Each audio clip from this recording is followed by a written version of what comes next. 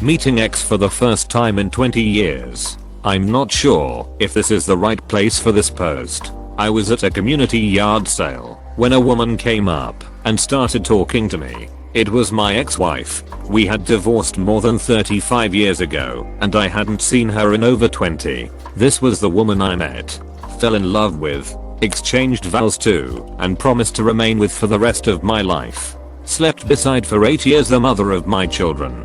I recognized the voice, but if she wouldn't have spoken I wouldn't have even known who she was. The anger for her betrayal was long gone, replaced by a deep sadness. She missed much of watching her children grow up.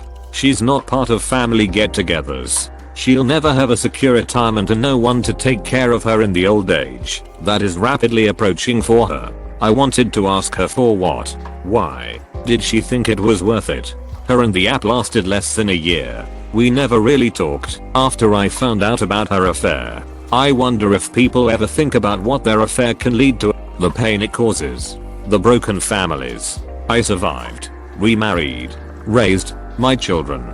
Yet just those couple of minutes brought back the pain and hurt all over again. So very sorry you had to face this trigger of a decades-old betrayal wound. It is staggering to behold the destruction and ripple effects of adulterous affairs over years and through the generations. And for what? The false thrill of illicit sex at the cost of your spouse and children. Pathetic and infantile. Hope your healing journey continues, and I wish you strength. I sometimes think about this. My daughter was friends with ex's daughter nearly the same age and they grew up together from 10, 15. They used to call each other basically stepsisters. My daughter knows he cheated on me because he was at my place when I found out and kicked him out. His daughter, on the other hand, has no idea that he cheated not only on me with women he met on kink subreddits, but also on her mom. His baby mama went on Craigslist to find women to sleep with while sharing a bed with baby mama, and then on his ex-fiancée lady before me with women from FetLife. His daughter has no idea what a nest of lies his life rests on and how much he has hurt people. I sometimes imagine my daughter and her are connecting in a few years and her finding out what he has done. She thinks her daddy is a great guy. She thinks the breakup was my fault because I'm angry. I wonder what it would do to her if when she finds out the truth about her daddy. I can't imagine running into my first wife. Part of the reason why I moved from Chicago to Texas was to remove the chance of seeing anyone who left me to rot back then. I still only have dark thoughts in my heart about her. Peace to you, brother. Just look at your family and let that remind you that it fared well for you. What's it like removing a whole section, maybe even most of your life, and just starting over? Were you alone for a length or time? I've been considering this. Well, it is what it is. You get used to it.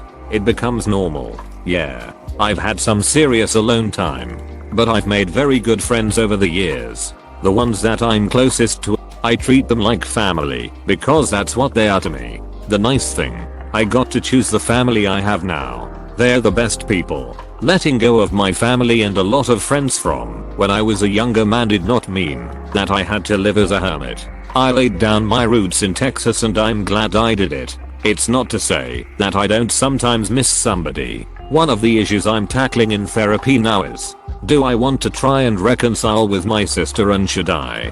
Talking about my past here has kind of dragged that to the surface. I miss my sister. For my son's sake, it'd be nice if he could maybe have some kind of relationship with her and his cousins.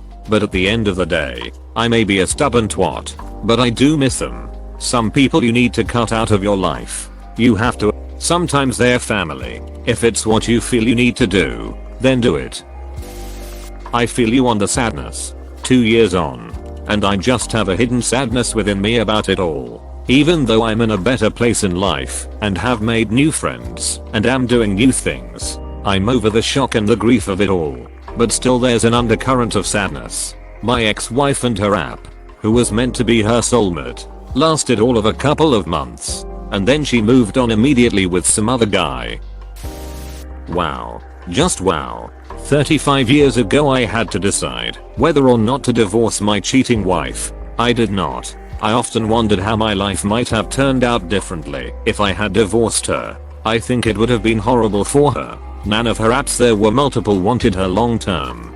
They wanted her because she was married and wouldn't be around them for long.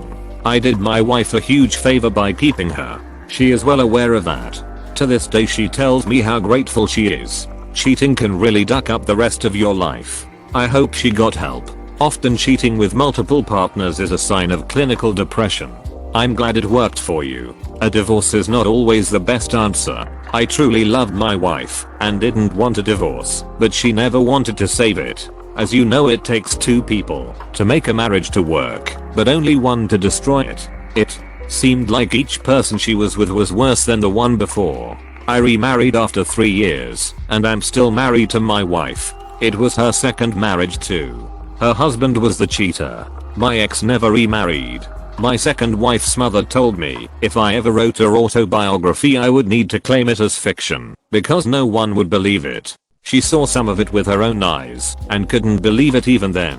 It would take a novel to write some of her antics. Everything from grabbing our children from school, I had custody, and disappearing for 3 months first felony, to trashing the house while I was at work and my children were at the daycare. Each time I would do what I needed but no more. Our county judge grew to know me well. I think at one point, even if I did retaliate he would have let it go. Even our police force started looking to pull her over just because she moved 1,200 miles away with another guy, so her chances of harassment was limited at that point. But she still managed to claim our children on her income taxes, which really messed up mine that year, but also got her second felony. That guy was an alcoholic and died from liver damage after a number of years, and she told our children she was moving back, but then we found out she stopped in Ohio to be near a guy she was writing to who was in state prison.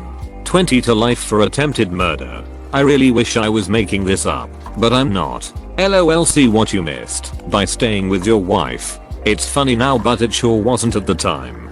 Good luck. I'm glad you were able to save your marriage. It sounds like you were both lucky. Thanks for watching. Consider subscribing for more videos.